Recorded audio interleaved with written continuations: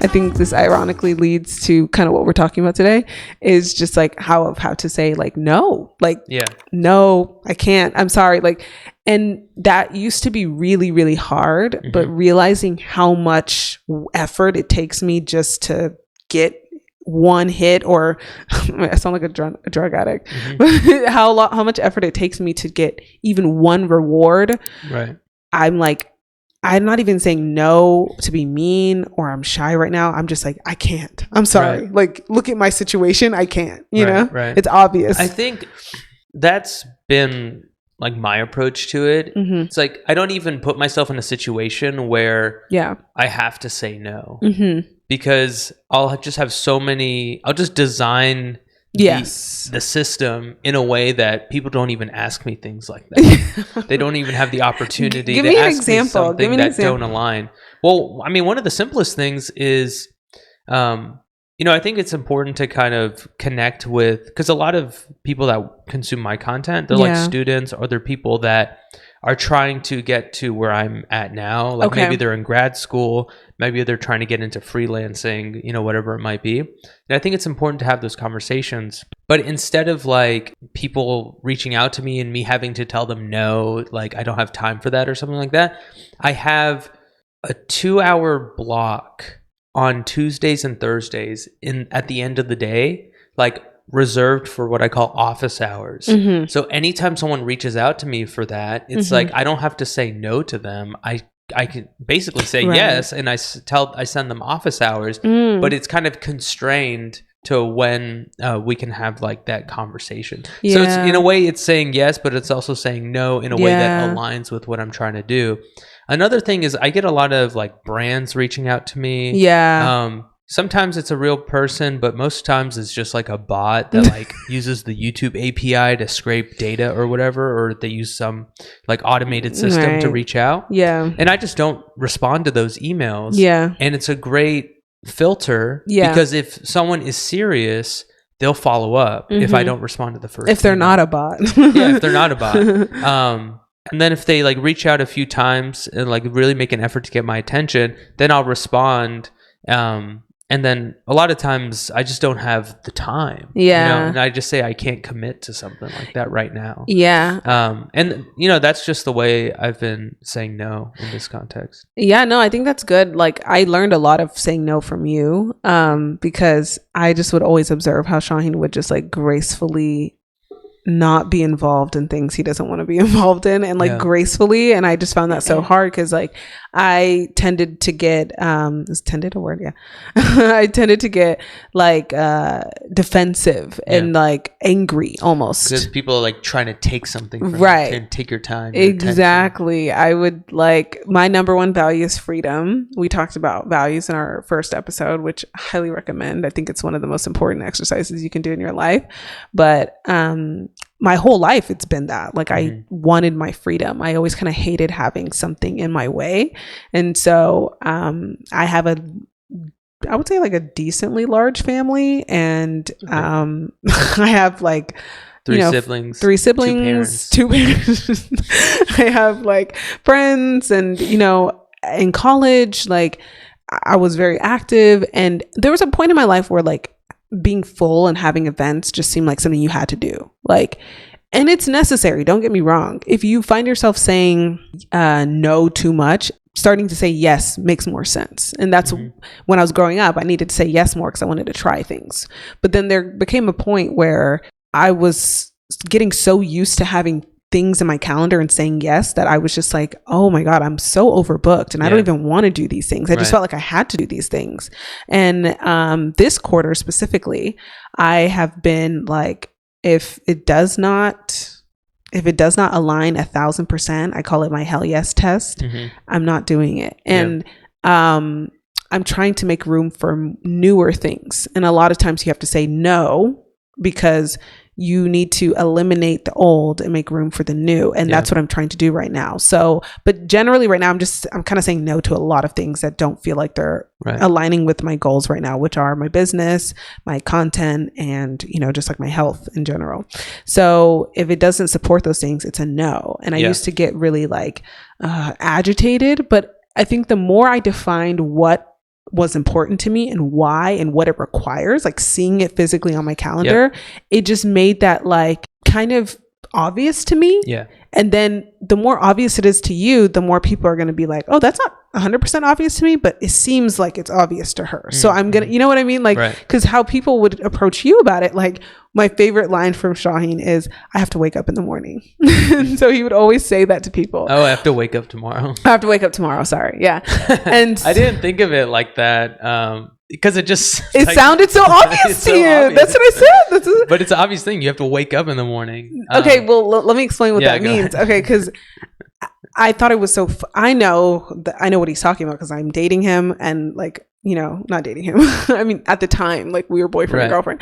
I was dating him, so I knew what that meant. He wakes up very early. And right now, it's 4:45 a.m. It used to be 5. Like 5. It's somewhere between 5, 5:30, something like that. And we'd be out like 7, 8. And so he'd be like trying to wrap it up by like 8:30. Yeah. And everyone's like, oh, why not? Like, why can't you stay? Whatever. And he'd be like, I have to wake up in the morning or I have to wake up tomorrow. And I just thought that was funny. So I'm like, that just sounds like, yeah, so do I. Like, you know what I mean? But what he's saying is I have to get up early. So there's no way I can stay past this time. And I think you said that so often, no matter if somebody understood you or not, just like your tone, your demeanor, people understood that there's something important in the morning. Yeah. So I can't keep disturbing that. And what's so funny is like now that I'm really practicing my boundaries, people now, they'll tell me without me saying anything, and I feel like I should correct them, but I'm like, maybe I shouldn't. They're like, I know you're really busy. People have said that my whole life because I do have like a very systematic thing with my planner, and like I like to be very structured. But specifically now, even though I'm telling people and I'm broadcasting how unemployed I am, people like go out of their way to say, I know you're really busy, or like, it seems like you're really busy, or like whatever. Like they'll say these things. And I want to be like, no, I mean, I think it's true. I am very busy, but I don't know. Like, I know I'm busy, but for some reason, because I'm just doing all the things I like doing, it doesn't seem like I'm busy. It just seems like I'm living my life. And another thing is like, if something is a hell yes and it aligns, like, you can make it work. You know what I mean? And it's just a matter of prioritization. Exactly. See, that's what I'm saying, because I know that. Because I'm like, I don't really believe in like, I think anyone with a brain will tell you like busy is obviously subjective, and like, you know, it just depends on what you care about, what you value. And to me, I guess I am busy in that sense because I'm doing things that matter to me. Yeah. And then when you're telling me about the San like launch plan and the launch, like the launch campaign, I was like, this is a lot of work. I know. I've also gotten that too. On top of the like content you're making, on top of the podcast, it's like, yeah, like you're very busy. Yeah, I don't know. I guess I don't like see it that way. Look, I'll probably fail at half of completing all of those. Maybe not. I don't know. But like, I hope not. But I don't see it necessarily like, oh, I'm so busy. Because when I was working corporate and I had all these events, again, things I didn't want to be doing, even though I thought at the time I wanted to be doing them, I don't think deep down they felt like meaningful. So that's why I felt like I was busy, like all these things. I don't have any time to myself, but my whole day is to myself. Like I get to do what I want to do every single day. I am intentionally booked, I guess you could call it. So when people are like, oh, when can we chat? I'm like, I have an opening in the next few weeks. And I don't mean it in that way. It's just like, literally, this is not a priority. It's kind of like with my office hours. It's like you have predefined times for those types of chats. Exactly. Like I also like I have like typically if people want to meet up for coffee, it's typically Saturday or Sunday afternoon. Yeah. And then sometimes like those things are already blocked. Right. You know? Right. So it kind of goes back to this idea. It's like you just set things up for success. Exactly. So like people, when those things come in, it's almost like you don't have to make a decision. Yeah. It's like a lookup. It's like, oh, let me look at the next available slots for that. It's like, okay, the next one is this time. It's like, does that work for you? So it's like, you know, because you also don't want to, you know, just be so like close-minded. And I mean, certain things, like, it's just like I don't have time. Like, if my friends are like, we want to go to Vegas next month or something like that, it's like, I just can't do that. That doesn't make any sense, you know. Right? I just can't do that.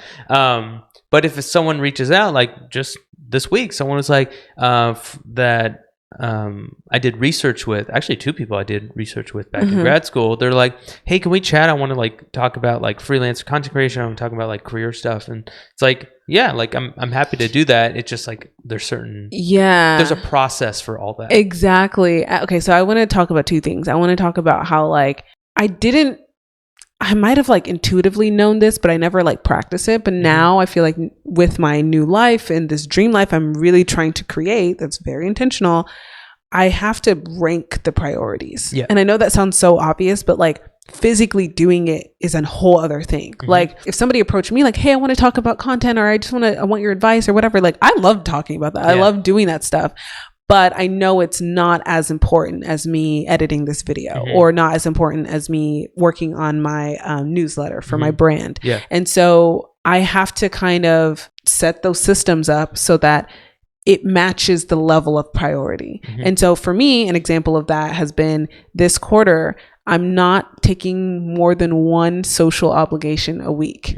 There's exceptions. Like we have a baby shower today. I technically already had my social obligation of the week. And social obligations can be like a meeting that's longer than like 30 minutes, or like a 90-minute coffee like a coffee chat, or a hangout, or a meetup. Like I'm not doing more than 1 a week, and I'm talking Monday through Sunday, because I realized for me, I like those things. They're really fun, but I cannot bring my best energy to that and bring my best energy to my content and bring my best energy to my brand. Like something's got to give. Yeah. And I think we need to normalize like sprints. Like this is kind of off topic, but we were talking about this the other day. Like we as a society think things need to go on forever. Yeah. Like and this can be in terms of work, this can be in terms of social obligations, or relationships. Like for example, for a job, like I don't think people should be just working for the rest of their life. Like why do we only assign retirement for like after a certain age? Again, it's like this idea of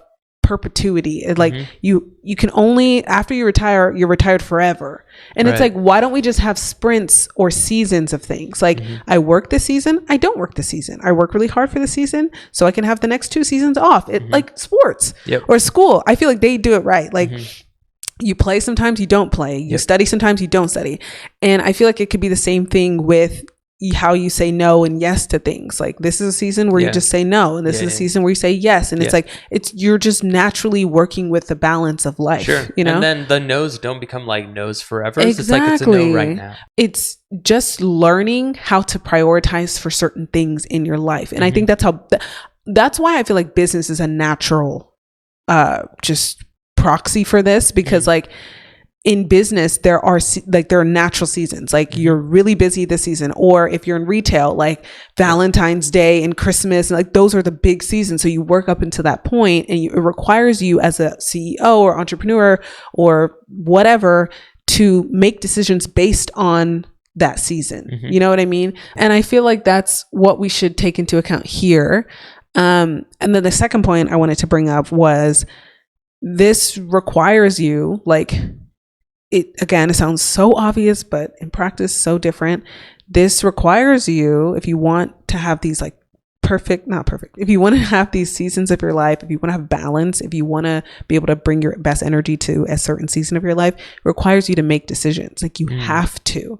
And I think it feels awkward when you're doing it because people don't do it. Like people don't do it. Like I feel like I get pushback, if anything, for like having my schedule. You've gotten pushback for having your schedule because it's people are observing someone making a decision and it's like uncomfortable for them. I feel like it is. Like when we look at Elon Musk's calendar, if you've ever heard about it, it's like in 15-minute blocks. 15-minute blocks and stuff. I don't know about all that. I'm just saying, like, that's his version of making decisions. You can have your own version of making decisions, but I think people get really uncomfortable.